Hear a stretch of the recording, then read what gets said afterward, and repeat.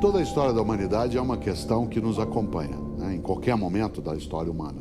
A grande questão, que é absolutamente abstrata, mas ela é funda, é por que é que existe alguma coisa e não nada? 4 grandes foram os caminhos para tentar responder a essa angústia: a ciência, a arte, a filosofia e a religião.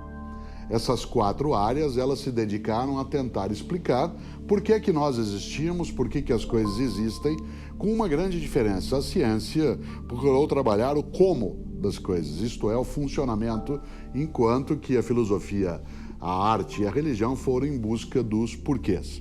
Ambos são necessários, não ao mesmo tempo e não do mesmo modo, mas tanto o como quanto o porquê são necessários.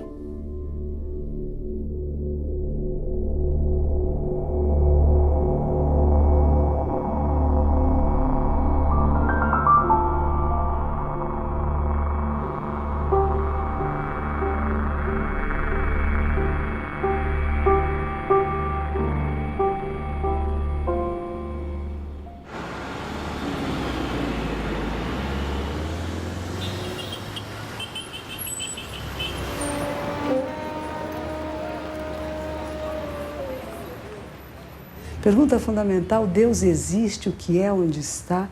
O que estamos fazendo aqui? Para que serve a vida? Quem sou eu? Por que nascemos, morremos? Há significado nisto? Para que tudo isto? É por nada?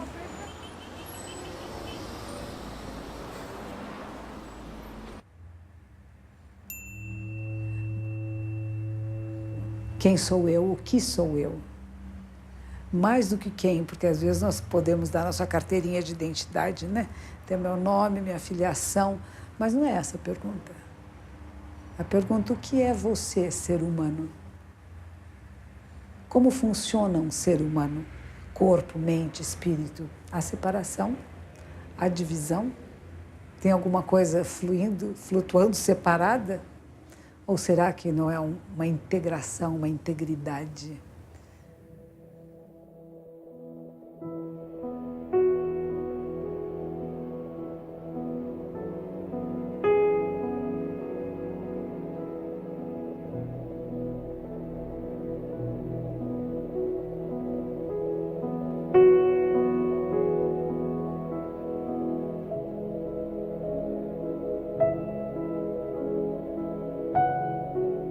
Eu estou muito interessado hoje em dia na questão do conhecimento, o quanto a gente pode conhecer sobre o mundo.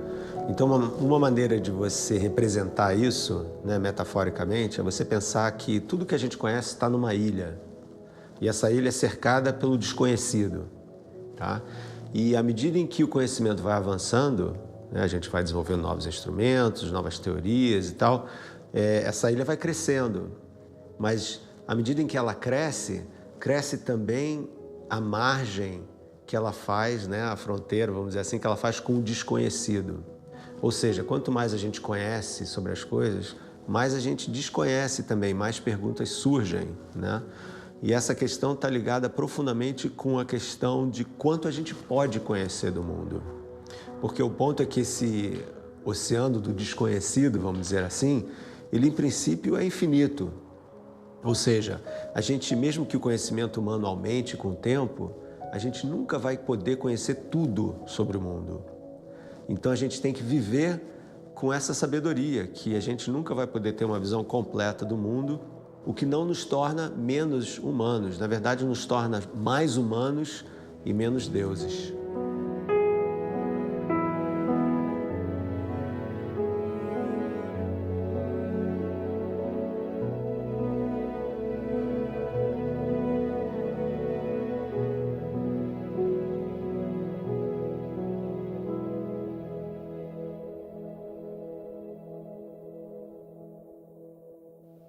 Um terapeuta que faça um bom trabalho com seu paciente, inevitavelmente o paciente vai começar a querer ir além, né, do fenômeno material. À medida em que ele se ajusta profissionalmente, afetivamente, à medida que ele se alinha no social, ele começa a questionar: quem sou eu?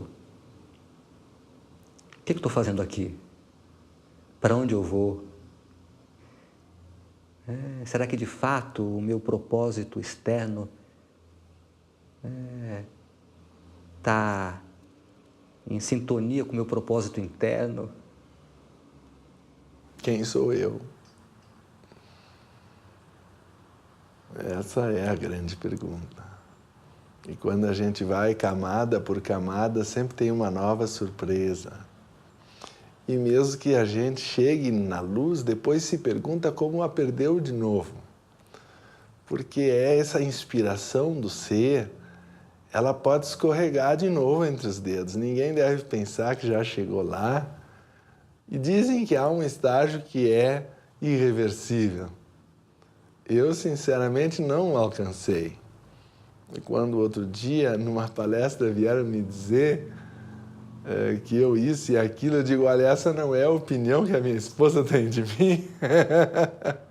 Quisera que ela tivesse toda a admiração que a senhora está tendo.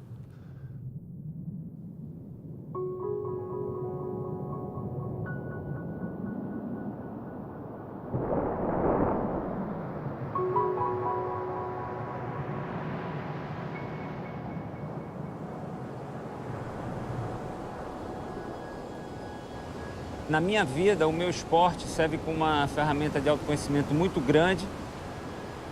Primeiro, porque para ser profissional e ter um bom rendimento, você precisa se conhecer fisicamente e mentalmente.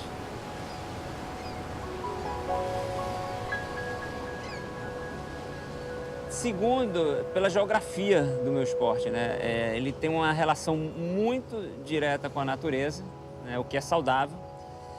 E também pela necessidade de viajar, o que faz com que você saia do seu casulo e comece a entender o mundo e ver o mundo de formas diferentes.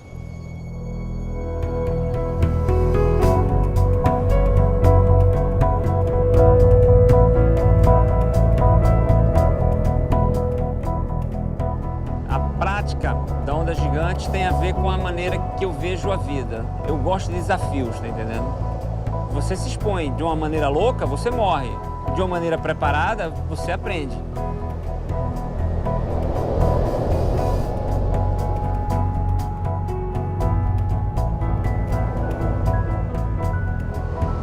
Eu levei toda a minha vida para me entender. E ainda vou passar o resto dela procurando mais e mais dicas para que eu chegue em algum lugar que eu ainda não estou hoje.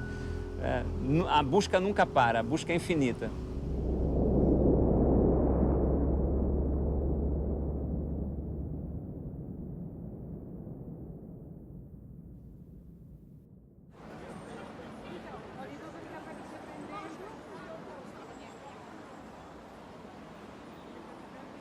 É comum a todas as pessoas buscar uma satisfação, mas, ao mesmo tempo, também é comum descobrir que nada me traz uma satisfação de uma forma definitiva. Nada realmente me preenche. Então, tudo é insuficiente. Então, existe uma busca de que, então, o que é que vai dar essa suficiência? O que é que vai me produzir uma satisfação de uma forma definitiva? Essa também é uma busca comum, mas é necessário discernir esse problema, discernir a situação, analisar e descobrir de que eu estou sofrendo. Eu estou sofrendo porque eu não tenho determinadas coisas que as pessoas têm, ou mesmo que eu tivesse, eu continuaria o meu sofrimento. Quer dizer, discernir o problema para buscar a solução é fundamental. Nem sempre a gente discerne o problema, mas busca uma solução e não sabe para que está a solução, para quê? Porque você não sabe o problema. Então, a solução, você não sabe nem exatamente aonde que você vai encontrar essa solução.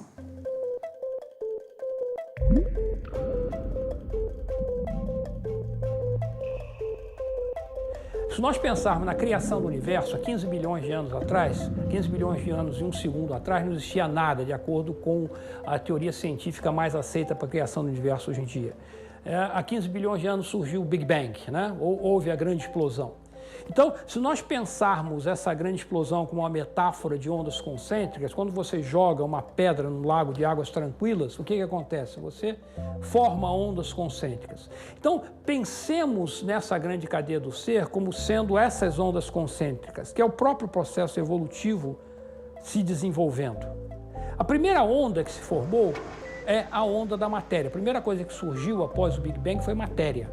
Matéria surgiu sob a forma de energia, matéria, partículas subatômicas, formando átomos, moléculas, galáxias, sóis, etc. e tal.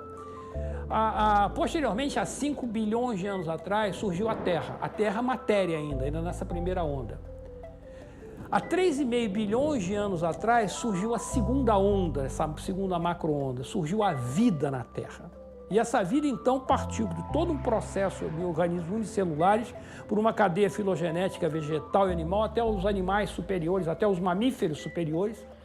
E aí, há cerca de 1 milhão de anos atrás, não é mais bilhão que eu estou falando agora, 1 bilhão, apareceu a terceira onda, que nós chamamos a onda da mente. Então, veja, esse processo de expansão de níveis de consciência vem se dando. A ciência tradicional, atual, para aqui, ela não vai além.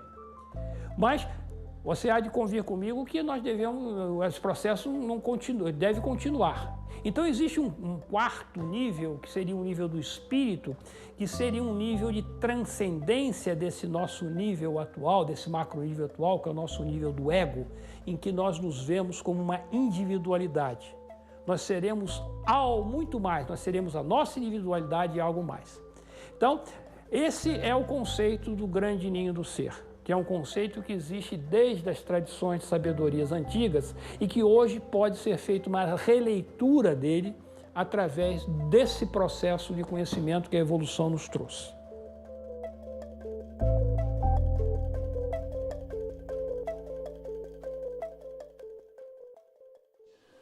Uma vez um aluno me pediu uma entrevista, chegou na minha casa e me fez essa pergunta: como é que o senhor se preparou, como é que o senhor planejou a sua vida para chegar onde o senhor chegou? Eu percebi logo que ele me admirava, queria seguir meu caminho, queria o mapa do caminho, e eu disse a ele: eu cheguei aonde cheguei porque tudo que planejei deu errado. É a pura verdade. Então eu sou escritor por acidente. Já fui outras coisas, já fui professor de filosofia, já fui teólogo, já fui pastor. Agora sou um velho.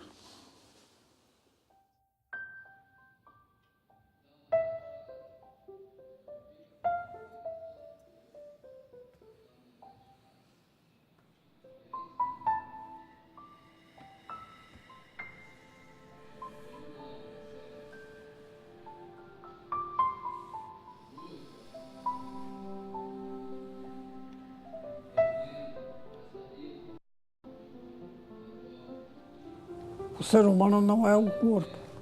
Ele possui o corpo, manobra com o corpo, cuida do corpo, mas ele não é o corpo. Então o yoga é o estilo de vida, você falou bem. É o estilo de vida. E cultiva o corpo, mas cultiva também a mente, trabalha com as energias.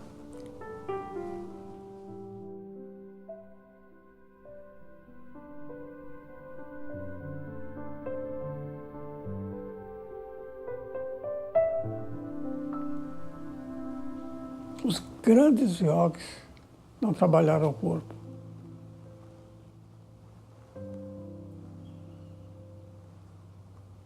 Você viu alguma fotografia do grande yogi Jesus Cristo, de cabeça para baixo? Ninguém viu. Ninguém viu as asanas da devota Santa Teresinha. Ninguém viu. Só realidade. Você não deixa de praticar yoga quando já não tem o corpo. Envelhecido, 89 anos. Eu continuo praticando yoga, mas sem trabalhar o corpo. uma muito pobre concepção do yoga como uma ginástica física. Eleva os braços, alinha os pés, mãos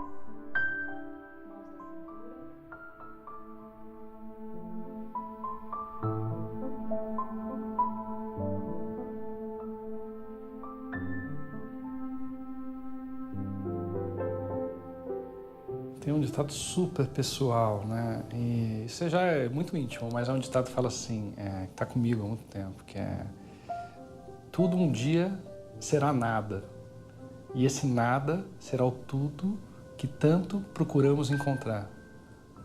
Eu não sei de onde veio isso, mas isso está na minha vida há muitas décadas. Eu estou tentando entender até hoje esse ditado, mas está comigo, uma coisa que veio. Eleva os braços, Paschimottanasana.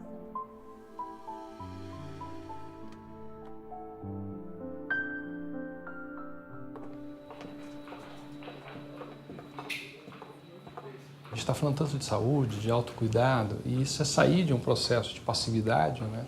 De chegar para o médico e falar: me dá os medicamentos, me dá as vitaminas, me indica qual que é o terapeuta maravilhoso que vai me tocar e vai mudar a minha vida, para um processo muito mais ligado a um autocuidado, a um cuidado diário, a um cuidado que você come, da maneira que você respira, da maneira que você se expressa, né? Num olhar com muito mais consciência sobre os teus atos. E isso não é muito simples, porque o paciente vem ao médico pedindo, né, o que é tradicional: me tira desse lugar agora, eu quero uma mudança imediata.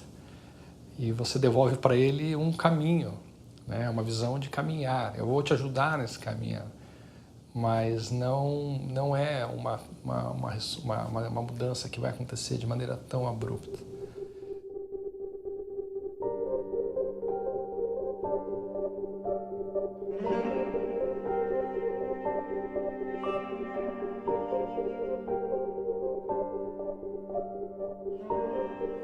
Acho que o sentido da vida é a expressão da sua integralidade. Quem sou eu? Onde está a minha expressão aqui? E tentar viver isso, seja lá do tamanho que for, né? Eu acho que tem essa reflexão de chegar num momento que o ser é mais importante do que o fazer apenas. Né? Que o fazer, ele te ajuda a sustentar o ser, mas o ser é a base de todo o processo. Então eu acho que isso é uma busca de autotransformação, de autoconhecimento.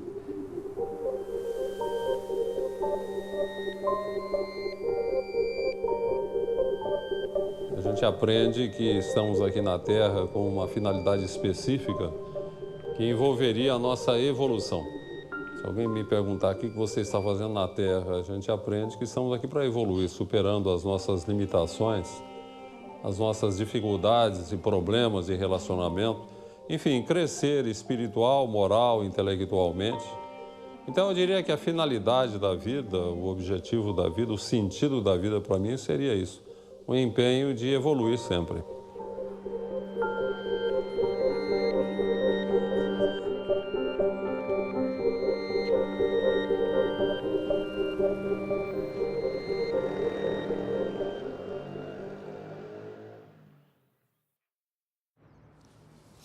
Gente, eu sou muito tímida, estou fazendo esforço.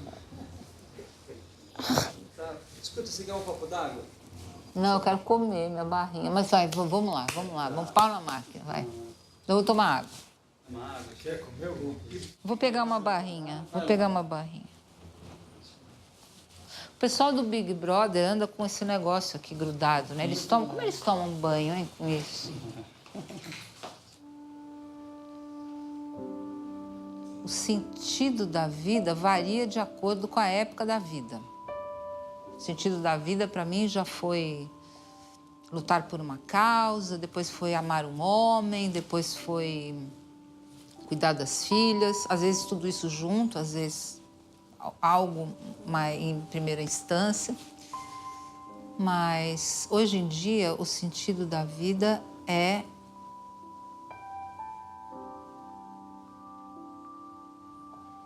a vida já tem um sentido, eu não sei, é diferente para mim hoje. Hoje eu acho que é O viver é o sentido.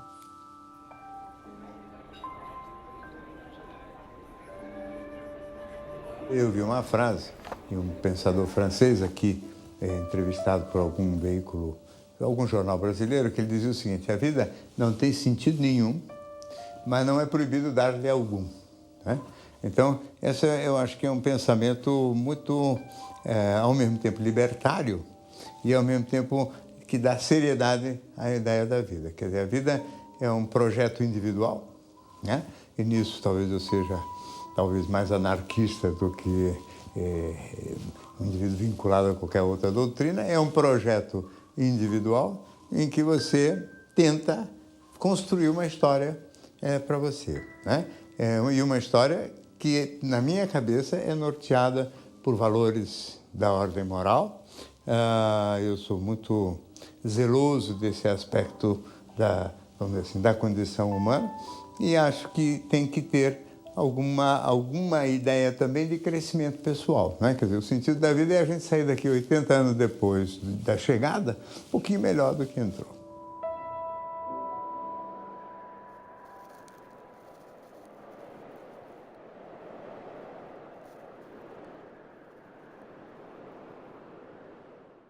Essa aqui é o K2, assim, não é uma montanha do mundo, mas é a montanha mais difícil de todas, a gente considera. Só que aqui só está a parte superior do K2, ele tem 8.611 metros de altitude, e são 600 metros finais, assim, é gigantesca a montanha muito mais imponente e muito mais difícil que o próprio Everest. Em razão de muitas tragédias que acontecem no K2, o K2 é considerada a montanha da morte. Em termos de números de êxitos e mortes, né, é a montanha que há o maior índice de fatalidades. Então, é uma montanha muito difícil, perigosa, muito arriscada. Foram 3 tentativas, só na terceira que eu consegui chegar lá em cima. E eu prometi nunca mais voltar ao K2. Uma montanha muito bonita, uma montanha que merece muito respeito, mas é uma montanha muito difícil. E não foi possível. Não foi falta de técnica, não foi falta de condição nossa. Realmente, esse ano, as condições do K2 estão extremas, estão muito difíceis.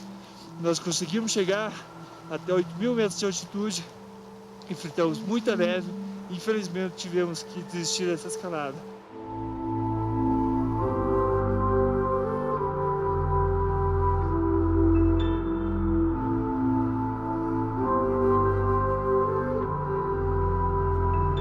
A montanha. Eu precisei ir até a montanha para poder me encontrar, para poder me ver, né, diante de um espelho.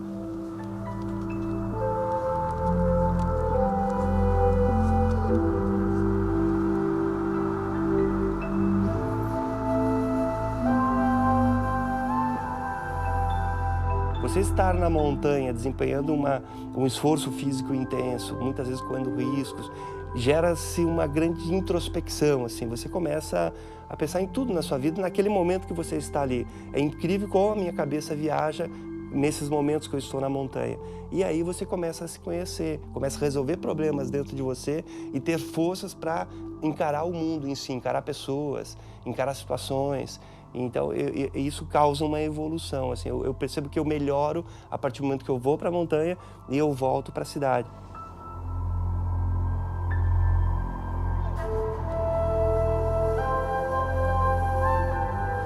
Já chegou gente aqui, mas cadê os teus troféus? Eu não ganho um troféu, uma medalha, por ter chegado no alto de uma montanha. Eu acho que uma das maiores recompensas é aquela vista maravilhosa, porque aquela vista me traz um momento de contemplação. É naquele momento que eu me encontro, naquele momento que eu faço minha comunhão com Deus.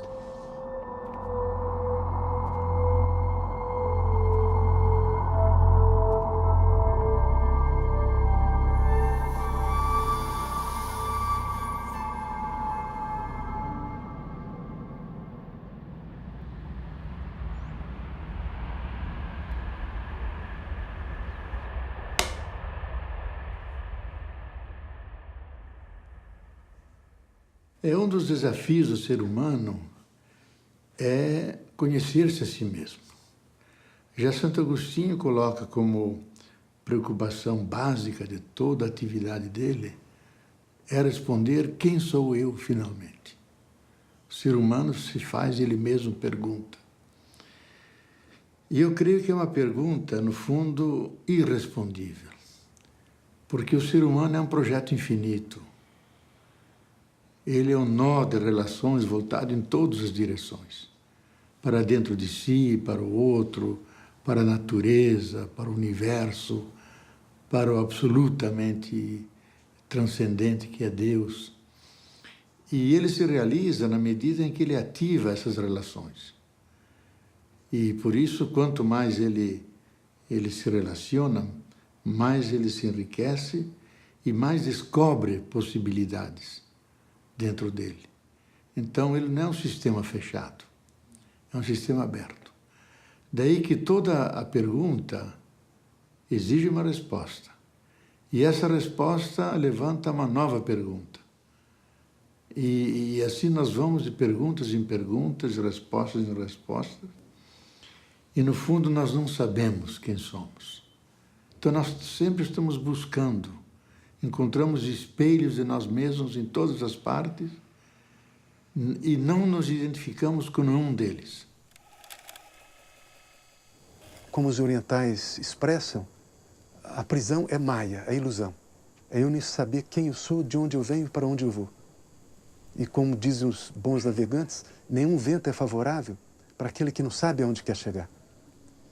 E a liberdade é precisamente a pessoa tomar consciência e ser capaz de ser o autor da sua própria existência, assumir a autoria da própria existência. Não é uma tarefa fácil, mas eu creio que é a nossa tarefa. E é isso que vai nos trazer a felicidade. E nesse momento, bom, eu me sinto feliz.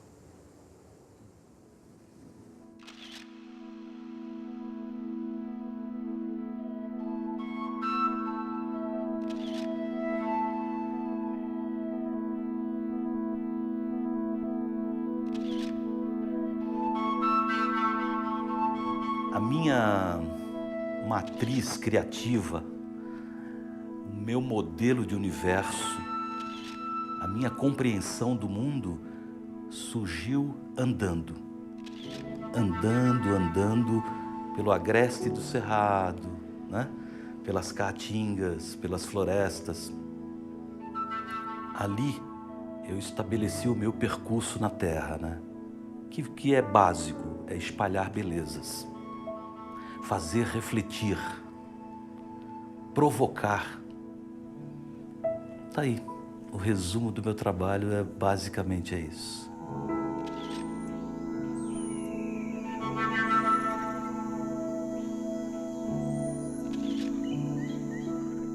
O revelador acontece num momento muito fugaz. E essa eu acho que é a experimentação, esse eu acho que é o encontro com Deus, com a beleza. É uma lembrança que não me importa se tem registro, não me importa a fotografia, é algo absolutamente pessoal. Tem que quebrar essa coisa de que você fotografa para os outros. Não, você fotografa para si. Depois você espalha, entendeu?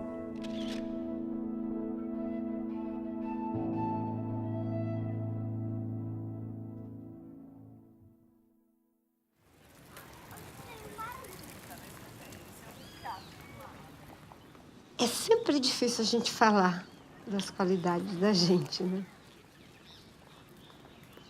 Principalmente porque, geralmente, quando você fala de você, aquilo não é exatamente você. Aquilo é o que você quer que as pessoas achem que é você. E é uma armadilha. Porque você descobre a qualidade de uma pessoa não é quando ela fala de si, é quando ela fala dos outros, né? Mas eu sei que você quer algo mais objetivo, você pode estar pensando, ela está fugindo da pergunta, mas acho que uma qualidade que a gente deve cultivar não é que eu a tenha, mas que eu almejo tê-la.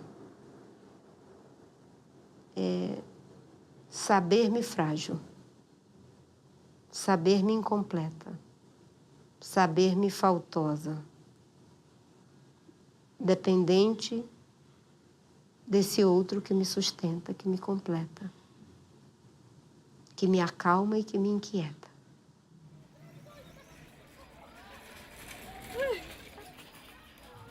Eu moro no sertão de Pernambuco, numa comunidade rural que se chama Jatiuca, que é um distrito de Santa Cruz da Baixa Verde. Na minha experiência foi isso, né? As mulheres silenciadas pelos pais, pelos maridos, pelos irmãos, sem poder falar.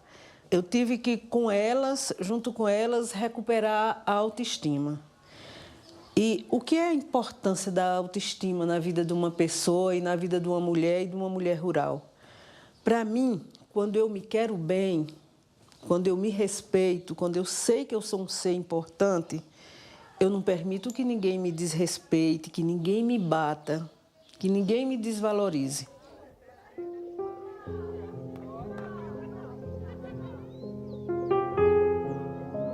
Para chegar até as trabalhadoras, nós temos vários exercícios. E nos exercícios de corpo, quando a gente perguntava, de quem é seu corpo? Elas diziam sempre, é do meu marido, dos meus filhos, o corpo nunca era delas. Aí dava chance, oportunidade para a gente começar a trabalhar, meu corpo é meu. Nem da igreja, nem do Estado, nem dos homens. Meu corpo é meu. Vamos se cumprimentar novamente, né? Sabendo da importância dos nossos corpos, que é com eles que a gente vive, que a gente anda, que a gente se cumprimenta. A gente sempre muda de par. Vamos se cumprimentar com os pés. Nossos pés lindos e maravilhosos que nos conduz, que nos leva para a roça, que com eles nós caminhamos. Nossos lindos pés.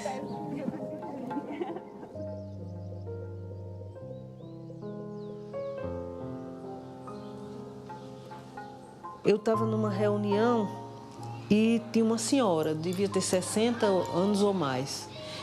E ela chorava, chorava, chorava. Aí eu não quis expor, perguntar, por que você está chorando no meio de todo mundo? Procurei uma horinha reservada de lanche e aí perguntei a ela, por que você está chorando assim, fulana?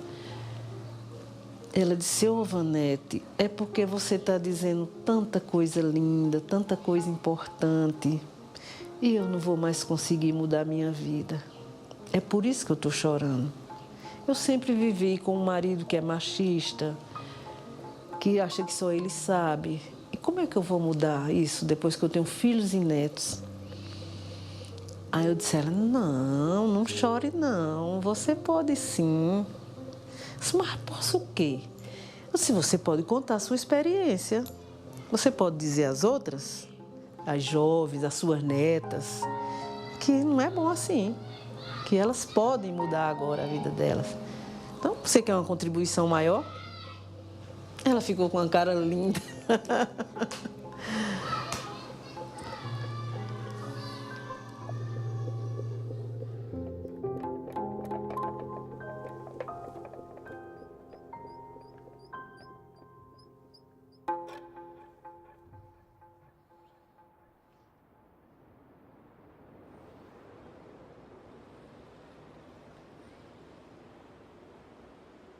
Quando alguém me pergunta, você mudaria algo em você? Eu digo sempre, claro, com alegria. Inclusive porque se algo que me chateia é quando alguém diz, depois de me encontrar, depois de um ano, Cortella, né, você continua o mesmo. Você já imaginou, no mundo de mudança, de alteração, de processo, eu ter ficado congelado? Se tem uma coisa que eu detesto é a ideia de ter uma vida formal, em que eu congele alguns cadáveres. Eu, para usar uma frase antiga, não me envergonho dos homens que eu fui.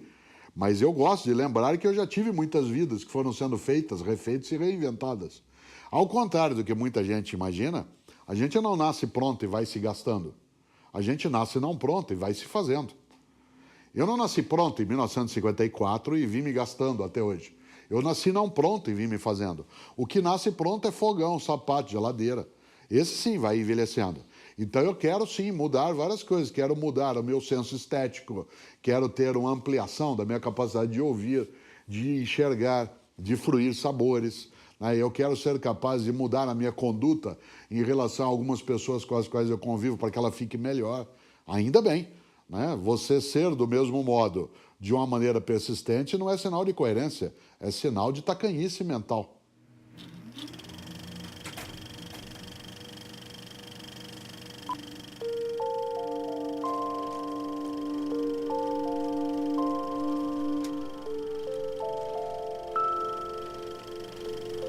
Eu trabalho com cinema, ou seja, eu trabalho com a mentira e ao mesmo tempo com a pura verdade, né?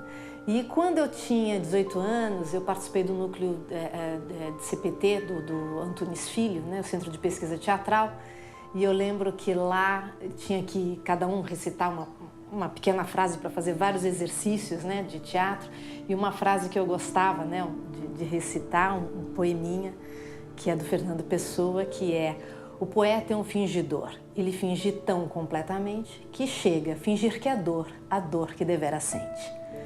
E isso o tempo inteiro, assim, eu acho que porque eu trabalho com reinventar o mundo, mesmo num documentário você também está reinventando, né? Você está colocando a sua visão, né? Escolhendo quais são os trechos que vão ficar, o que não vai ficar, o que você esquece, né? Então, isso é um tema que o tempo inteiro volta. E eu lembro que eu tive uma crise quando eu estava filmando Chega de Saudade, na primeira semana, e é normal, a primeira semana você ainda... Que filme é esse? Você está descobrindo linguagem, descobrindo os atores, descobrindo a equipe, né? A engrenagem ainda não está funcionando. E eu lembro de manhã cedinho, 5h30 da manhã, tendo que ir para o set de filmagem, eu no hall de casa, no elevador, eu empaquei, não conseguia sair e tive essa crise existencial que era: por que eu escolhi uma profissão que eu fico reinventando a vida? Quem sou eu para dizer o que é a vida, né? É uma profissão maluca e não vejo sentido nisso. Eu acho que é mais importante eu viver a vida de verdade, eu mesma viver as experiências, do que eu ficar dizendo como tem que ser. E aí o Luiz, meu marido e roteirista, quando ele percebeu que eu ia engatar nisso, ele falou: tá bom, ok, tem uma van te esperando lá embaixo, depois a gente continua a conversa. E ele cortou, porque naquele momento realmente era um questionamento profundo mesmo, do porquê tanto investimento para reinventar a verdade.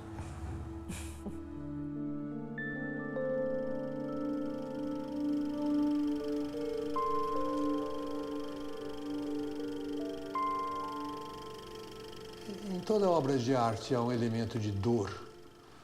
A gente produz a beleza para lutar contra a tragédia. Aliás, essa é uma observação que Nietzsche faz no livro dele, As Origens da Tragédia Grega, a partir do espírito da música. Os gregos, que tinham um agudo senso do trágico, eles não eram como os cristãos sempre têm um final feliz, porque ainda que tudo aconteça de desgraça, você vai para o céu e tudo vai ser feliz. Os gregos não. Tragédia era tragédia.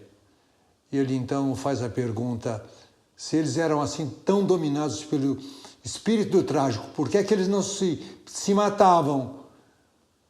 A resposta que ele sugere é: eles não se matavam porque eles cultivavam a beleza.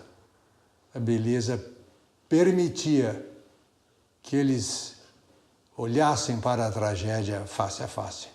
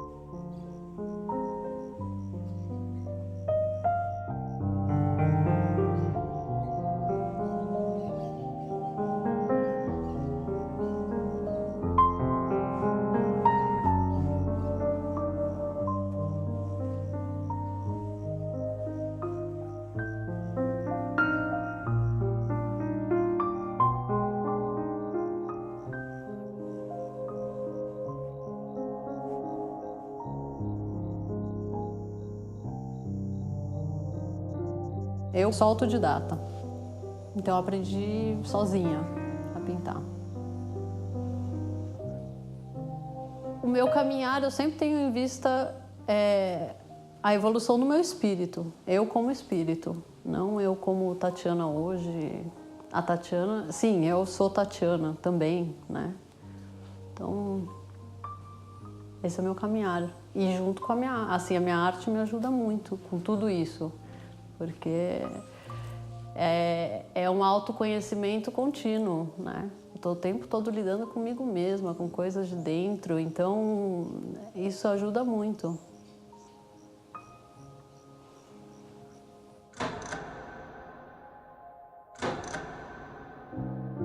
Eu nunca passo impune por um trabalho. A gente vira um canal e recebe uma coisa que é da humanidade, que é da existência da vida. Assim, você vai receber a força de um vulcão, muitas vezes, dentro de você. Vai deixar que passe. A experiência que eu tenho no meu trabalho, a minha preparação também é sempre de um esvaziamento no começo, abrir espaço. E o quanto eu dou conta, tecnicamente, é deixar que isso venha e me utilize. Em alguns trabalhos eu sou mais feliz nesse exercício. Alguns trabalhos onde há mais tempo, onde há, sei lá, onde há um ritual mais cuidadoso, você consegue se esvaziar plenamente, a coisa passa por você e você realmente se surpreende o tempo inteiro com o que está vindo. Isso é muito, acho, e é onde o teu ego não vai interferir. E aí é muito legal, sinceramente, por mais louca que seja a energia que for passar por você, é muito interessante. É você abrir o teu inconsciente. Aquilo que você experimenta no sonho, você experimenta na vida, você experimenta na arte, você experimenta na atuação. Essa liberdade, essa não repressão que existe no sonho, sabe? O palco te permite isso. Coisas que às vezes no cotidiano, né? Você indo no mercado, conversando com pessoas, isso é mais difícil.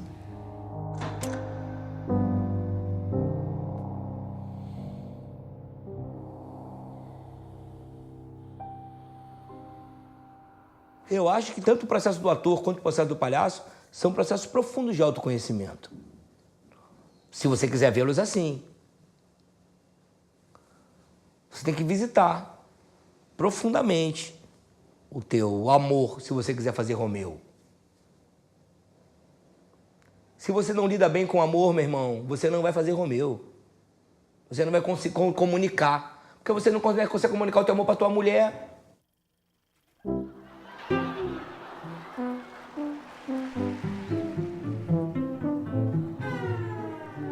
O circo é um espetáculo que desafia a lei da gravidade, né, cara?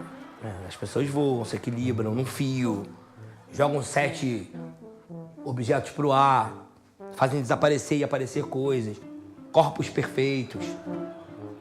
E o palhaço, por que o palhaço tá ali? Porque o palhaço é aquele que cai. O palhaço é aquele que erra. O palhaço tá no espetáculo de circo para dizer, ó, tu é humano, tá? Tem lei da gravidade, tá?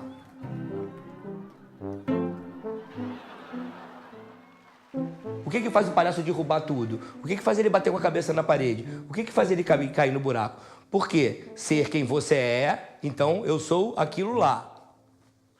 E ser o que eu quero que os outros querem que eu seja. Aí eu estou indo para lá, porque eles querem para lá. Aí eu derrubo o microfone. Isso é o palhaço. Isso é a técnica da palhaçaria. Então não, eu vou para lá porque lá está o meu sonho, mas ali aí a coisa me chamou. Aí eu derrubo a moça, eu derrubo o garçom. O erro. O erro é a nobre arte do palhaço. A imperfeição. A aceitação da sua inadequação. Eu sou inadequado. E agora? Vai deprimir? Por causa disso ou vai rir?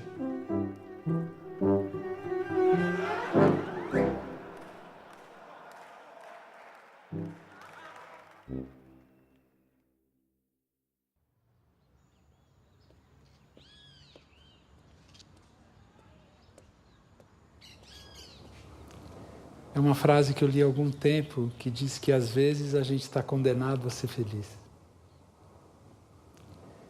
E eu gosto bastante dessa frase, eu acho que ela explica muita coisa.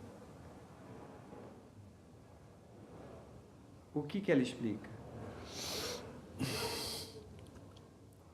Quando, por exemplo, eu não comecei a tocar piano cedo, né?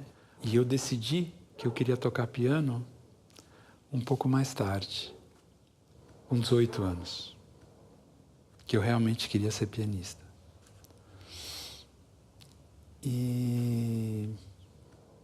Mas aí, quando eu percebi isso, eu não tinha outra escolha senão ser pianista. E nesse sentido eu senti que era quase uma condenação. Porque para mim ainda era uma pergunta, será que eu vou realmente tocar piano, saber tocar piano? E eu percebi que se eu não tocasse eu me sentiria muito triste. Então, pouco a pouco eu fui percebendo que era isso, né? Quer dizer, que às vezes a própria vida te apresenta o desafio e você não tem escolha se não encarar aquele desafio. E então é por isso.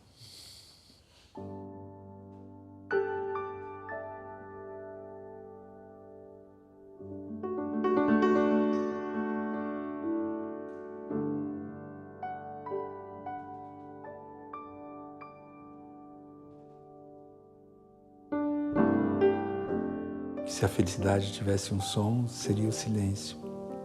Mas também, eu acho que a música de Bach, trechos da Nona Sinfonia, trechos de um octeto de cordas do Mendelssohn, trechos de manifestações populares de diferentes lugares do mundo. Uma criança que nasce, né? São várias coisas.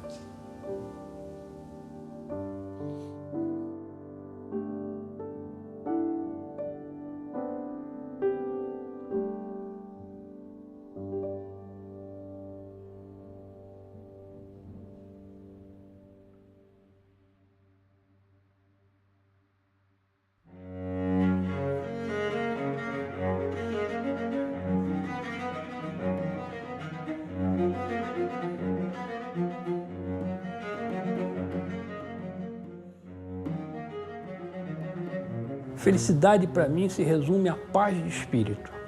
Se você conseguir ter uma paz interior, você é feliz. Enquanto nós não temos essa paz interior, nós não somos felizes. A felicidade é você se sentir bem com você e com as pessoas que estão ao seu redor. Simplesmente é isso para mim, né? E estar num lugar que você gosta. Eu gosto de estar... Para me sentir feliz, eu tenho que estar no meio do mato, tenho que estar no meio da natureza. Muitas vezes a felicidade ela é uma sensação de estar no lugar certo, na hora certa. Esteja acontecendo o que está acontecendo. Ela é mais isso.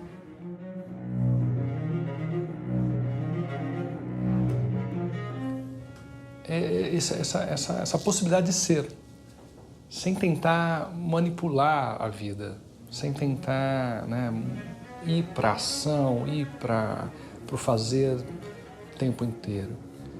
Estar livre de um desejo de chegar a alguma coisa.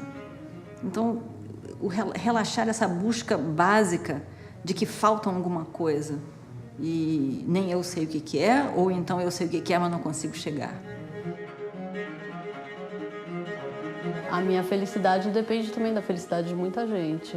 Depende da felicidade do meu marido, da minha família, meus amigos. Eu acho que é muito difícil você ser feliz sem comida, sem um abrigo, doente, sem ajuda. Eu acho bem difícil. Eu acho que o mínimo tem que ter.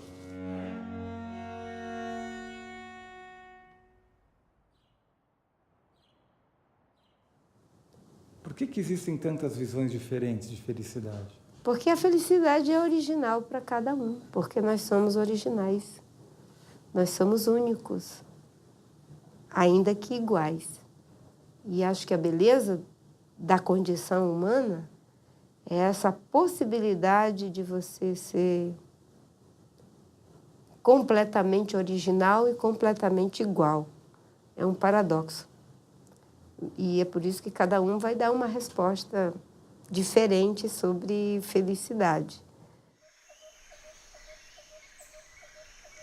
A vida, através da natureza, manifesta o tempo todo felicidade.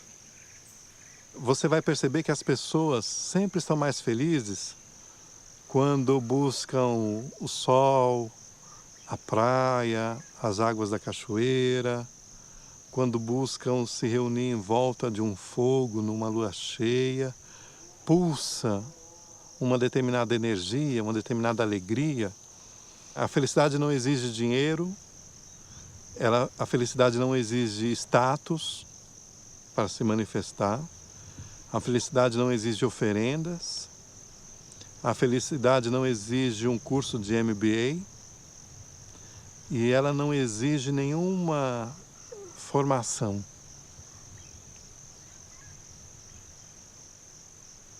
Só sintonia. Por isso que a minha resposta é óbvia. Felicidade é um estado de espírito. A felicidade, eu acho que ela está em tudo, né? Ela está em toda parte. Eu gosto muito de pensar naquela imagenzinha, assim, de um peixinho, né? Nadando num vasto mar, né?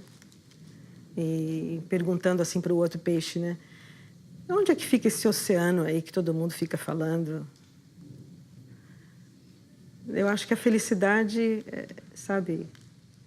Em princípio, sim, né? Ela é reconhecida como uma coisa que está dentro, né? Mas eu acho que ela está em tudo também.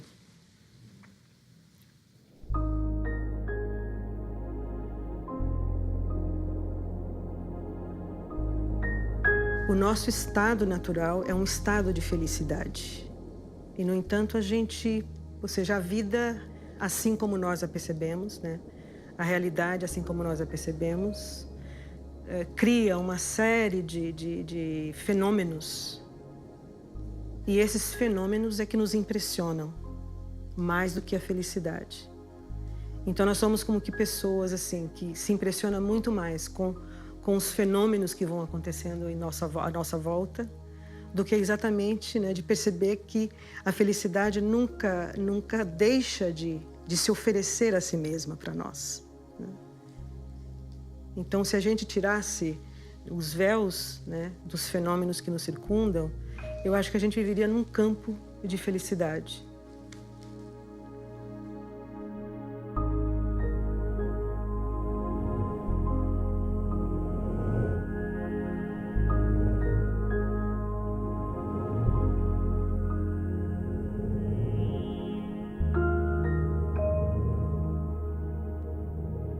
Uma vez eu estava na casa de campo que a gente tem aqui em Petrópolis e estava fazendo um exercício de relaxamento. Eu gosto muito de lá, a gente tem uma piscina que é de água natural, ou seja, a água entra de um lado e sai do outro, nunca levou uma dose de cloro ou de nenhum tipo de aditivo químico. É uma piscina, quase que um açudezinho, cavada na pedra, com água puríssima que entra de um lado e sai do outro. Então eu gosto muito de programado que tem ali em volta para fazer exercícios respiratórios, meditação. E num desses exercícios respiratórios, pranayama, como chamam os hindus, eu tive aquela sensação de que eu estava lá dentro de mim, lá no fundo de mim, nessa parte que era pura luz. E que era absolutamente indiferente às circunstâncias do mundo ao meu redor. Então foi basicamente isso, quer dizer, não foi algo que eu fui buscar, de não, agora eu vou entrar em contato com o meu eu superior, nada disso. Eu fui fazer um exercício que eu faço quase todo dia, e principalmente quando eu estou lá em cima, que o ar é ainda mais puro do que o ar aqui da cidade, né? E fui surpreendido com essa epifania, com esse insight momentâneo ali, que ficou marcado para sempre em mim.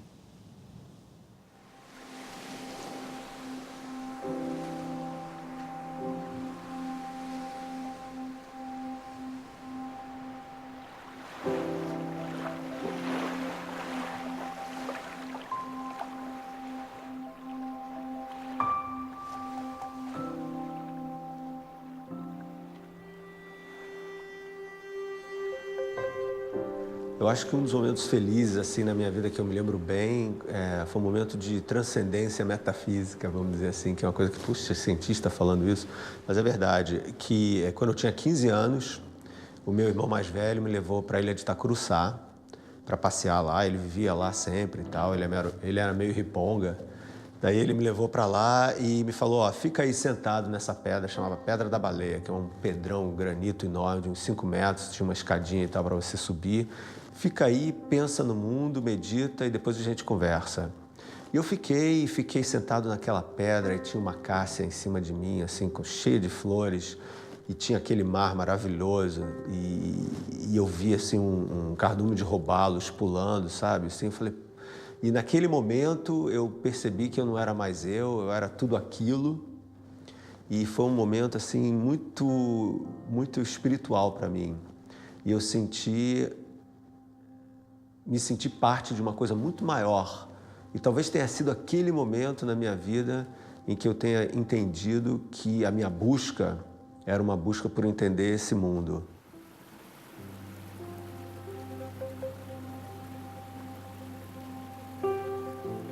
Eu me considero feliz e sou extremamente inquieto. E curiosamente, quando eu entro na mata, às vezes eu fico completamente em transe, às vezes eu fico completamente em silêncio.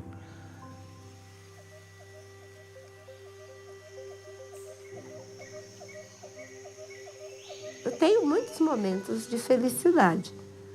Obviamente que se a gente fosse o tempo todo feliz, a gente nem saberia o que é felicidade. E talvez nem valorizasse tanto esses momentos.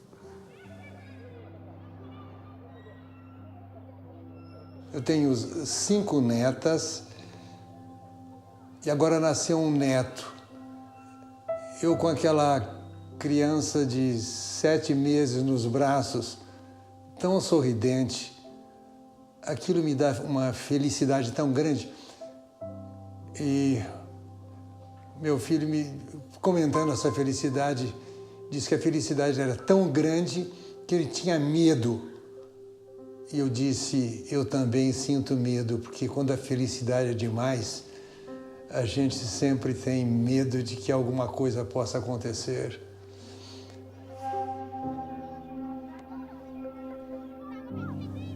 Ainda que pareça paradoxal, que realmente o ser humano morre de medo da felicidade.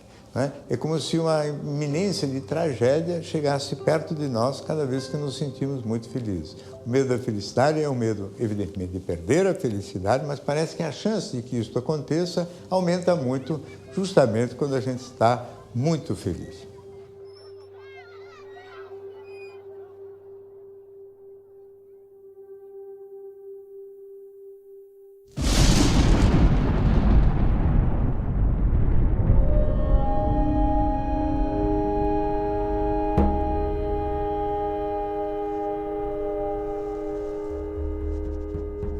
Todas as tradições religiosas falam isto. Tem que atravessar a noite escura, o grande deserto. Uma vez eu subi o Monte Fuji, que é um vulcão, né?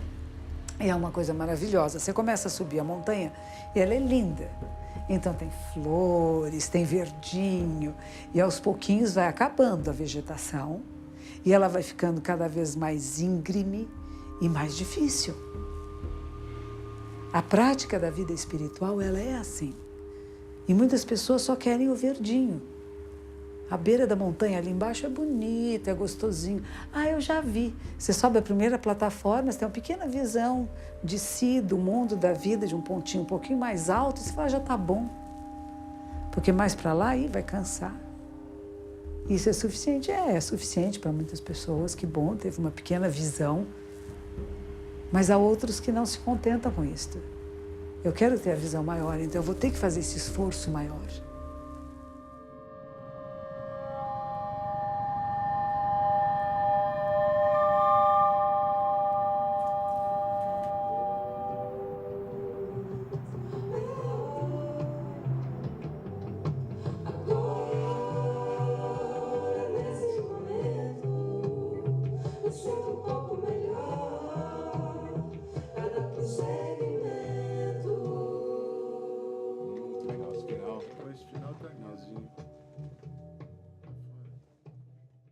acredito mesmo que as grandes descobertas do homem para com ele mesmo não precisam de um grande telescópio, de um grande microscópio ou de uma caverna numa montanha para ele se encontrar com ele mesmo.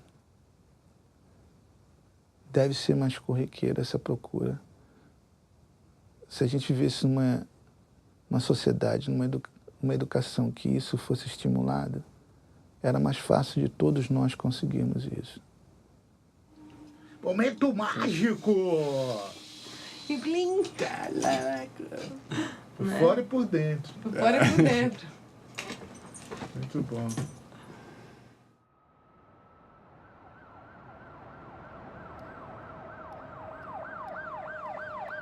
Eu tomei 3 tiros no mesmo braço e isso lesionou ele, mas não foi neurologicamente, foi muscular, foi uma lesão muscular. Agora, eu tive um pulmão perfurado e tive balas que afetaram a minha coluna. Elas não chegaram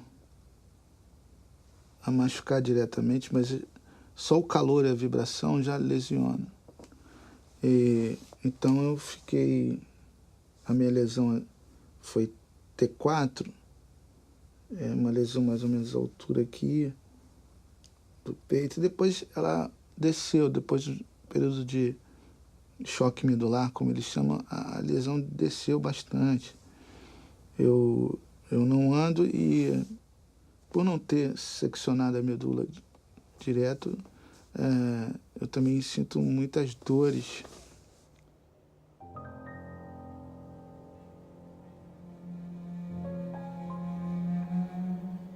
Durante uns bons 7 anos da minha vida, eu não tinha planos, eu ganhava um dia de cada vez.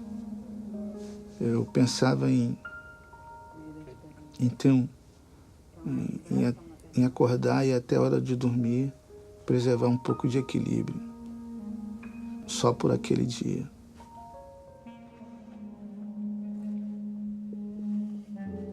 Tem uma frase do Gandhi que diz que nossa raiva contida é capaz de mover o mundo.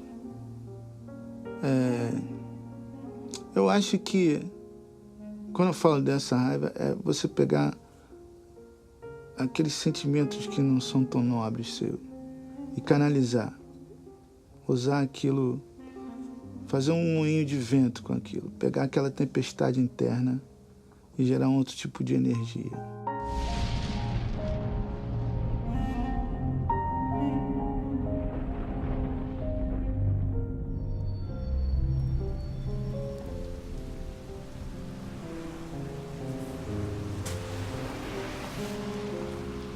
Para mim, o grande catalisador não é a dor, é a crise.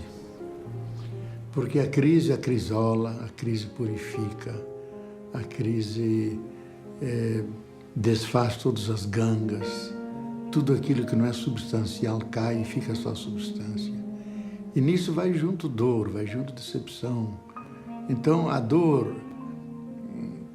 ela está a serviço, ou ela está dentro de um complexo muito mais vasto.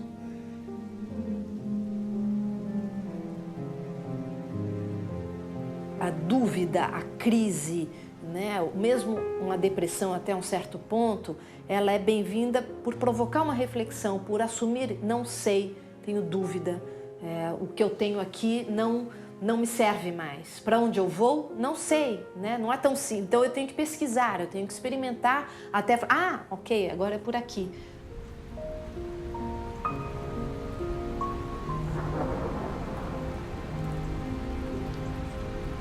A vida é claros e escuros, né?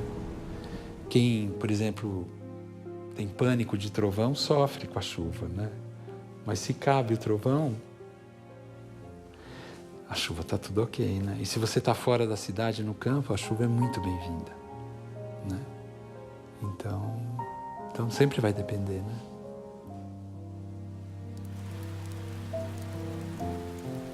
A tristeza é uma emoção natural e importante, porque ela nos ajuda a vivenciar o luto, a deixar morrer, para poder renascer. E o problema é que todo mundo quer renascer, mas ninguém quer morrer. Eu acho que todos os sentimentos estão aí para você passar por eles. Tá triste, fica triste, chora.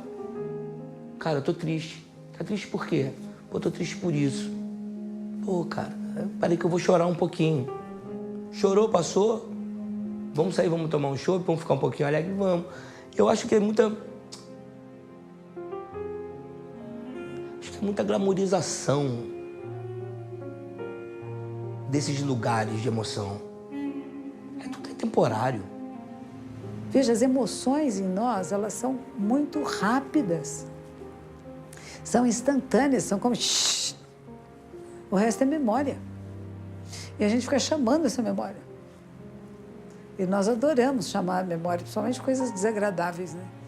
É aquela história que eu gosto muito dos dois monges atravessando o rio.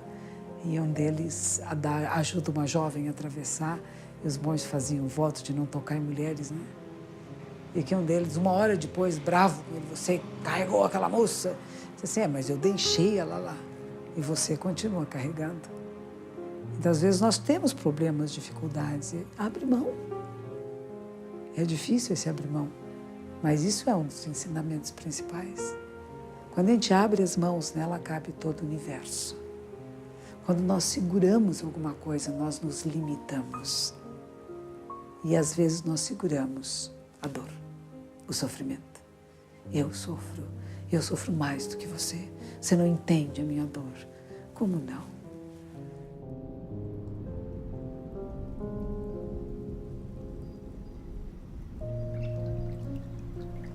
O sofrimento não alcança apenas os maus, os perversos. O sofrimento alcança os bons. Então, aproveite o sofrimento e veja a lição que ele vai trazer. Isso que nós estamos usando agora é yoga. Procurar ter uma visão mais verdadeira, mais bela das coisas.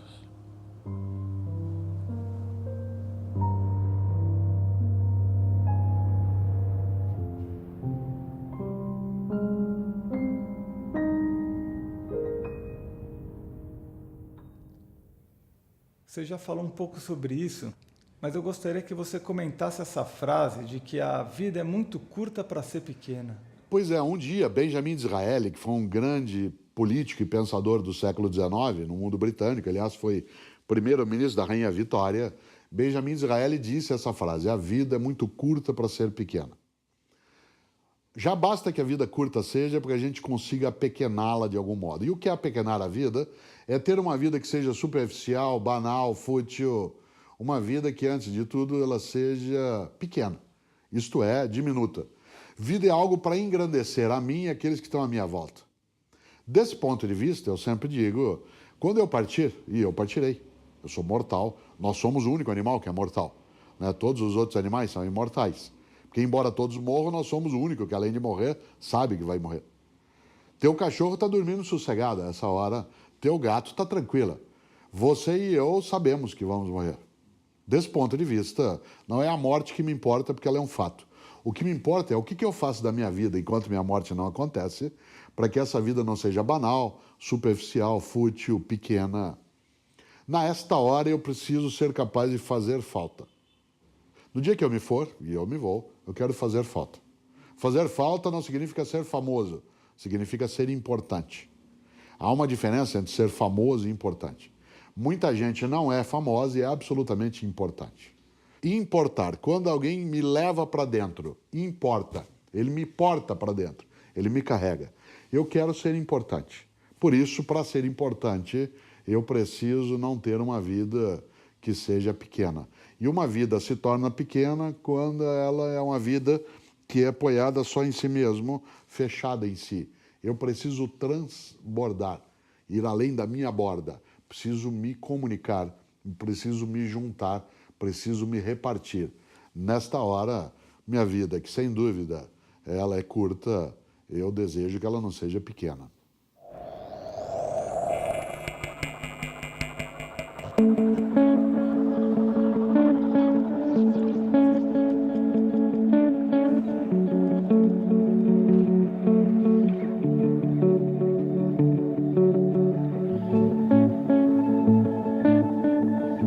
Acho que o sofrimento maior do ser humano se deve ao fato de que ele nasce sem manual de instruções.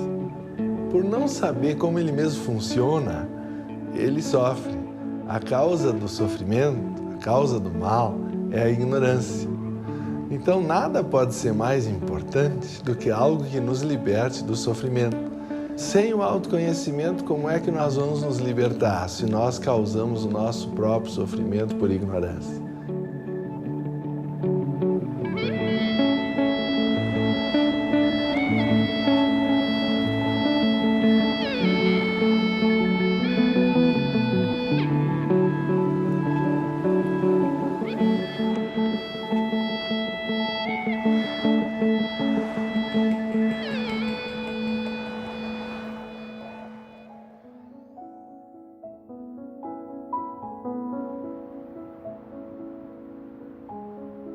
Erasmo Silveira Neto é o meu nome verdadeiro, que é o nome de nascença, e é um menino que está guardado dentro do meu coração, bem criado, um menino que teve estudo, um menino que teve o carinho da família inteira. É um menino muito feliz.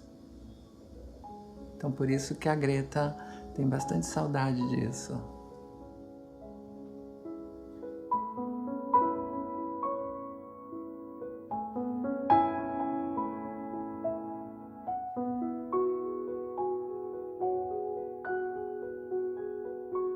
A minha família reagiu com muita mágoa, com dor, uns se sentiram traídos e eu, para não machucá-los, eu mesma abandonei a minha casa, fui morar na casa de amigos em diferentes lugares, em lugares bons, lugares ruins, eu estive. Depois de algum tempo eu soube que a minha irmã me procurava, minha família me procurava, meu padrinho me procurava. E depois de um certo momento eu achei que eu deveria de enfrentá-los, retornei e aí as coisas ficaram mais calmas, né? Mas é engraçado que nunca nos sentamos para resolver isso. Só voltei, minha mãe e meu pai me receberam e ficamos sentados os três no sofá sem trocar uma palavra. E eu só perguntei se eu podia ficar. Pronto, e fiquei.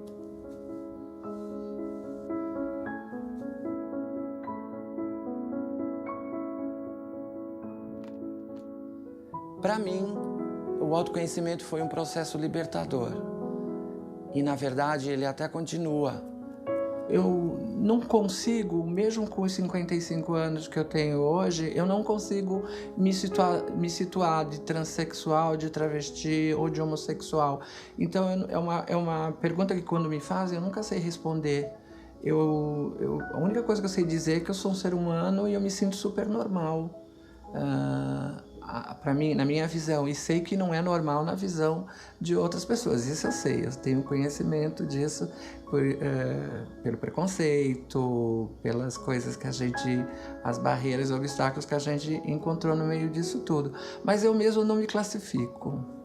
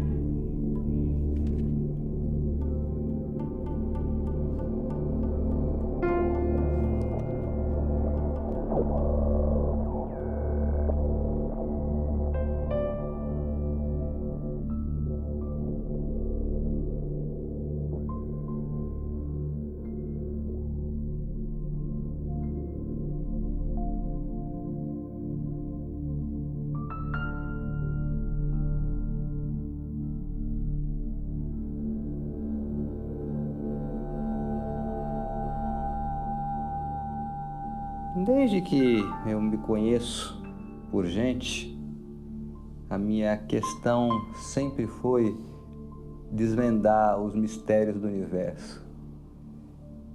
Eu ainda era uma criança, com 7 anos, e eu perguntava: mãe, quem foi que fez o mundo? Foi Deus. Mas quem foi que fez Deus? Não pensa nisso que você fica louco. Isso aguçou minha curiosidade. Eu entendi que esse era o objetivo da minha vida.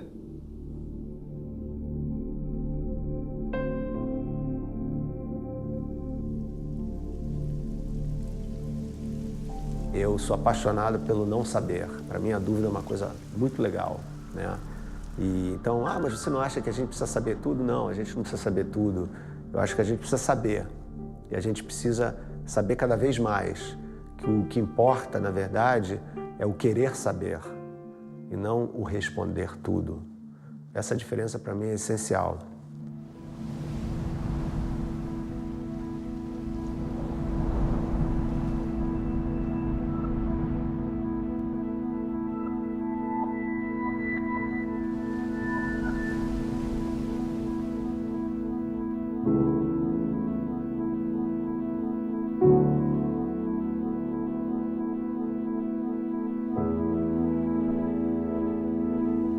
A frase na entrada do oráculo de Delfos era: homem, conhece-te a ti mesmo, né? E todas as grandes tradições falam que o mais importante de tudo é você saber quem você é, você se conhecer cada vez melhor.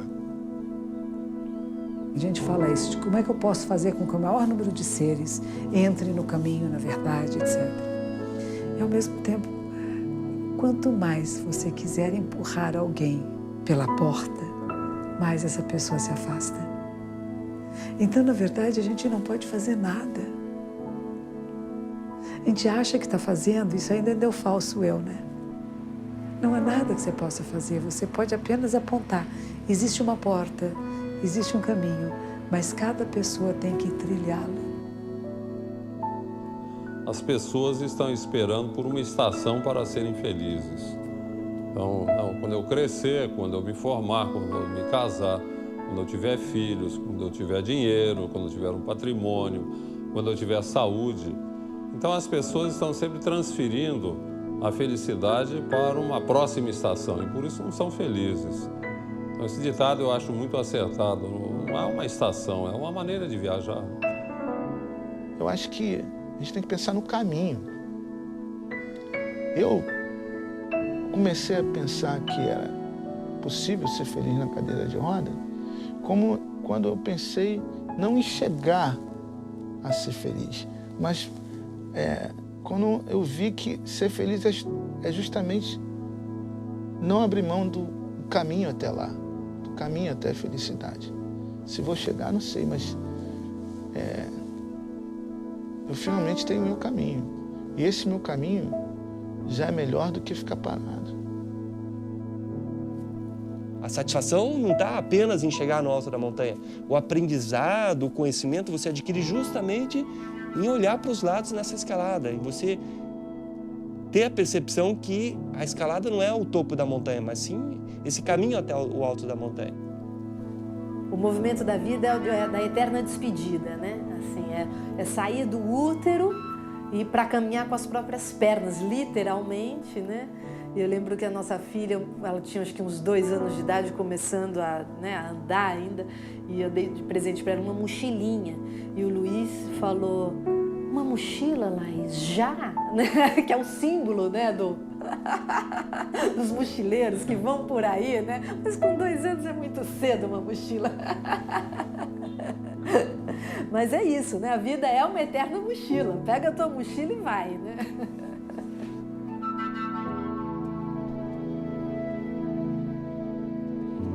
A minha grande pergunta é o que nos espera do outro lado. Quando eu fechar os olhos, digo: o que vou ver? Qual é o rosto de Deus?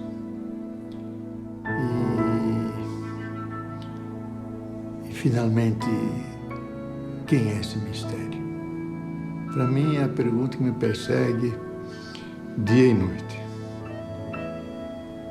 Qual é a minha essência? Quem sou eu? Essa é a grande pergunta. Duvido que haja alguma maior, porque todas as outras giram em torno dela. Suponhamos que fosse quem é Deus, mas no fim, quem sabe as duas são a mesma? Quem sabe a essência do ser é Deus? Quem sou eu? Quem sou eu?